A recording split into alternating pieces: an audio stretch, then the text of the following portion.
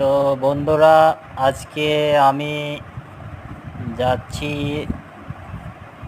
এখন দেখতে পাচ্ছ তোমরা, এটা চলে যাচ্ছে সিধা হরিয়ারপাড়ার ঠিক রাস্তা। এখন আমি আছি বর্তমান কাঁটাবাগান পার হচ্ছি। এটা